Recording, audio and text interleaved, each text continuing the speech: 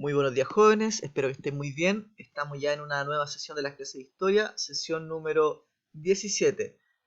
Antes de comenzar, quisiera decirles que obviamente han sido días movidos, ¿cierto? Intensos por temas de las evaluaciones que estamos poniendo como colegio en las diferentes asignaturas.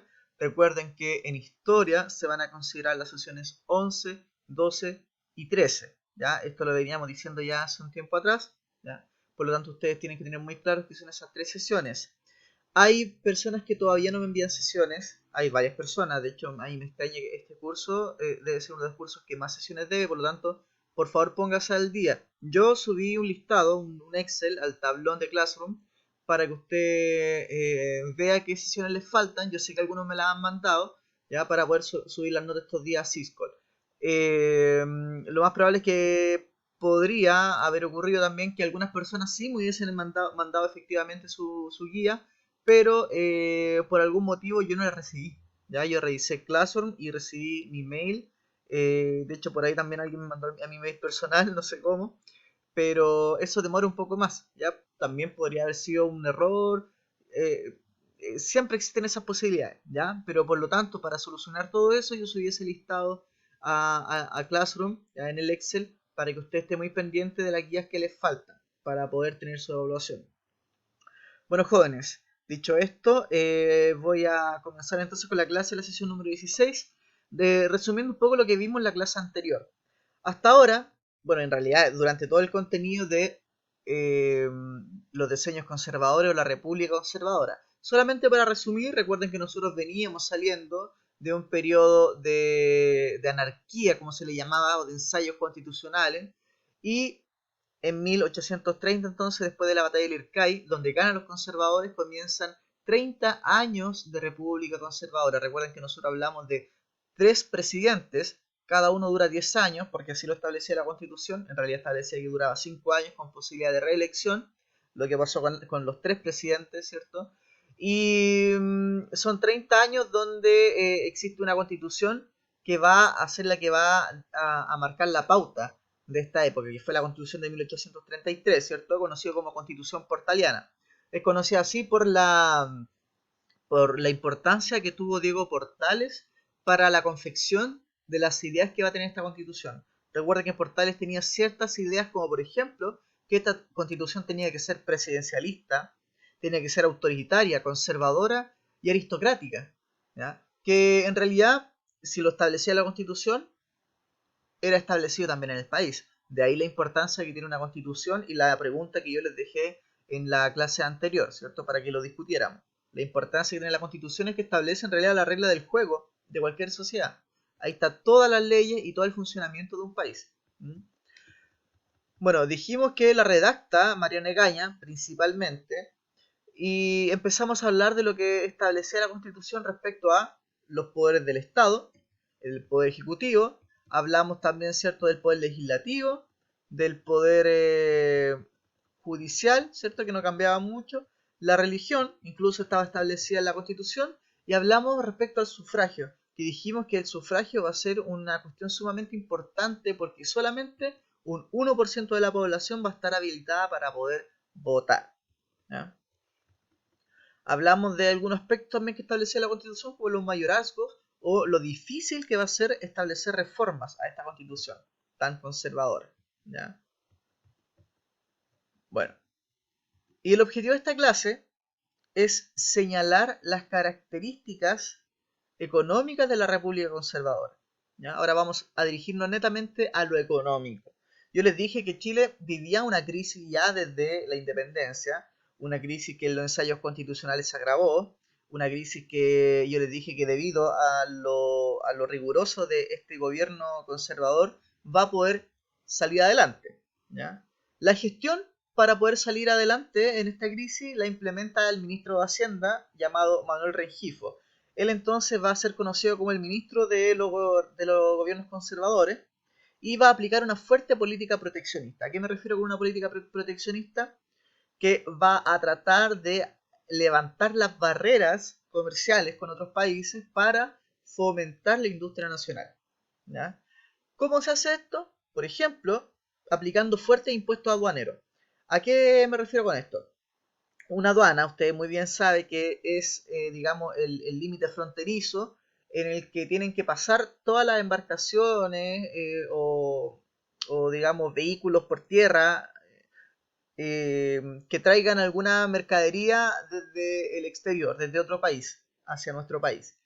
Tienen que pasar por una aduana, ¿ya? Y en esa aduana deben pagar un impuesto, es decir, un dinero, por traer productos de otros países. ¿Ya? No es tan fácil como ir a un país, comprar productos y después traerlo a venderlo a Chile. ¿Ya? O si no, no haríamos millonarios todos. ¿Ya? Todos tienen que pagar un impuesto, ese se llama impuesto aduanero. ¿Ya? Por lo tanto, se decidió aumentar esos impuestos aduaneros para fomentar la industria nacional. ¿Qué industria nacional? Bueno, principalmente la industria de las jarcias, que son los cordeles de los barcos. ¿Ya? Por lo tanto, aunque suene como muy simple fomentar la fabricación de cordeles de los barcos, en realidad fue un negocio muy muy bueno porque se le obligaba a las embarcaciones chilenas, a la armada chilena, a comprar solamente entonces las jarcias, ¿cierto? O estas cuerdas de las embarcaciones solamente nacional, ¿ya? Antiguamente se compraba casi todo al exterior, ahora entonces aumentando los impuestos de los productos que venían de afuera, se logró fomentar la industria de este producto, ¿ya? Como les decía, se aumentaron los impuestos, de lujo sobre todo, ¿ya? Cualquier lujo que se traía desde el exterior entonces tenía un impuesto cada vez más elevado, ¿ya? Y se fomentó la, todos los productos que tuviesen que ver con la industria y con la ilustración, es decir, con este movimiento intelectual. Hablamos, por ejemplo, de cualquier maquinaria, se disminuyen los impuestos de las maquinarias que entraban a Chile y se disminuían los impuestos, por ejemplo, a los libros. La idea era que el Estado, o la nación chilena más bien, se culturizara. Recuerden que Diego Portales decía que el Estado debería tener un rol pedagógico, debía enseñar a los ciudadanos a comportarse y a ser buenas personas. Por lo tanto, trayendo libros desde el exterior a un bajo costo era muy bueno para la sociedad porque se iba a educar y además trayendo maquinaria se iba a industrializar cada vez más la sociedad. ¿Ya? Se mejoró el sistema de almacenes francos. Los almacenes francos fueron bodegas que O'Higgins ya había instalado en Valparaíso particularmente y se mejoran. La idea de estos almacenes francos es que aquellas personas que quieran traer productos de afuera puedan guardarlos en estos almacenes pagando un impuesto correspondiente. ¿Ya? Si yo traigo, por ejemplo, no sé, trigo desde el exterior, desde el Perú, entonces yo los puedo conservar en estos almacenes francos pagando un dinero correspondiente para tenerlos ahí durante un tiempo mientras los vendo. ¿Ya? Y se creó el catastro. El catastro es un impuesto también, un dinero que se les pide a los dueños de los campos y de las ganancias que tengan o que produzcan estos campos. Esto hasta el día de hoy se hace. Cualquier empresa, ¿ya?, que gane en Chile debe pagar un cierto impuesto. Lo mismo pasaba entonces con el catastro, que eran, digamos, la industria agrícola de que generaba riqueza, debían pagar entonces un impuesto al Estado. Respecto a la marina mercante, también hubo un aumento del cabotaje, que es la transacción que se daba en las costas. Esto tenía un fin súper particular y bien específico, que era no pagar impuestos. Porque como yo les decía, cualquier producto que ingresara a la nación tenía que pasar por una aduana y en esa aduana uno pagaba un impuesto por ingresar todos esos productos. Hasta el día de hoy tienen que pagar impuestos. Pero había una forma en que se fomenta la marina mercante, que era hacer estas transacciones en las costas, ¿ya? Entonces, los productos que venían a Chile no encallaban, no pasaban a tierra firme, sino que se traspasaban de una embarcación a otra en el mar, en el océano, en las costas del océano. Y así se liberaban de pagar impuestos. Así se fomentó entonces la marina mercante. Hasta el día de hoy en Valparaíso, ¿cierto? Una marina mercante muy, muy desarrollada. Se concesionó la línea de vapores, es decir, se le dio a empresas privadas la obligación mediante un pago de crear una línea ferroviaria importante. Esto porque Chile se estaba industrializando, ¿ya?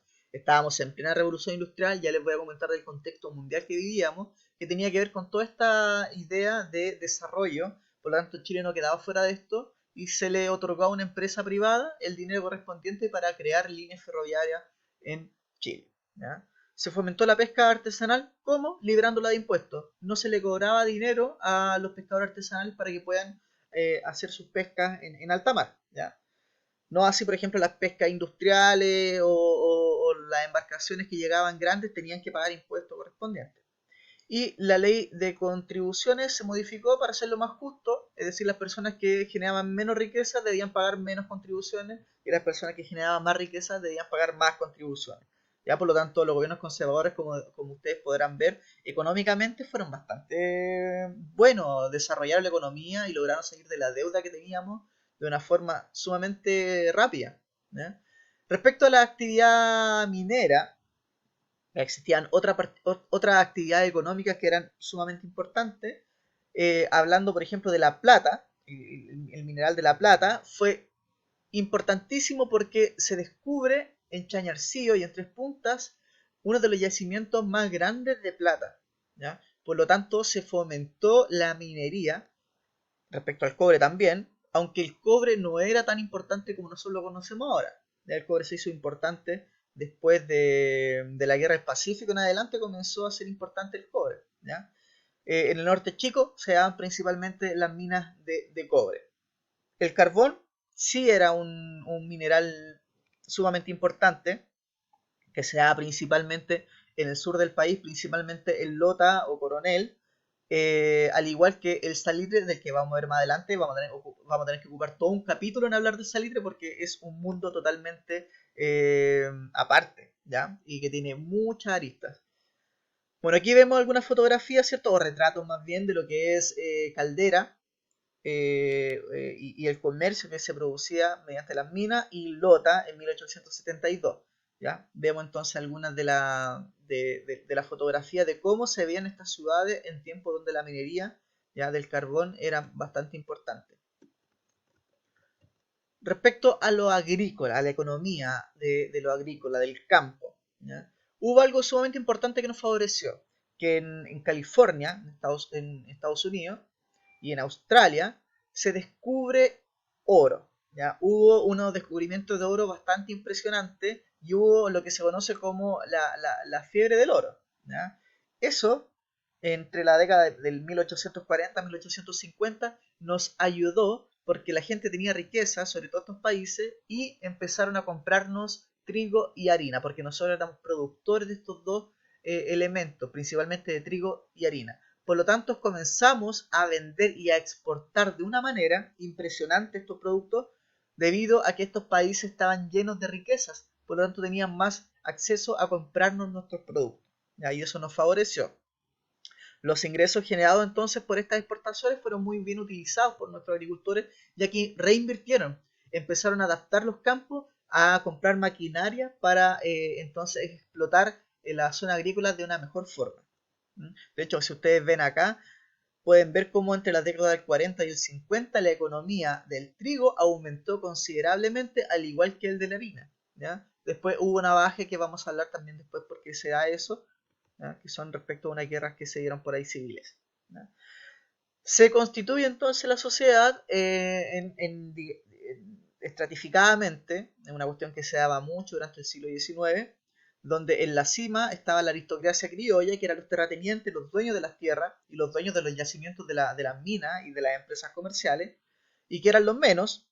Luego venían los comerciantes más pequeños, lo asociado a algunas fábricas que eran conocidos como la pequeña burguesía, los pequeños burgueses, que eran lo que hoy conocemos como la futura clase media, o actual clase media en realidad. Y luego el bajo pueblo, que son los campesinos y los mineros. Vamos a hablar de cómo el territorio nacional se expande. Esto lo vamos a dejar para o sea, la próxima sesión. Vamos a hablar cómo la economía se expande y obviamente con esto el territorio nacional. Dejamos dos preguntitas: qué pasaba con nuestros vecinos y socialmente éramos estables. Eso entonces, jóvenes, lo vamos a estar analizando en la próxima clase y nos vemos en la clase consultiva. Por favor, pónganse al día con sus guías para poder poner la nota correspondiente. Eso, jóvenes, que estén muy bien. Nos vemos. Hasta luego. Chau, chau.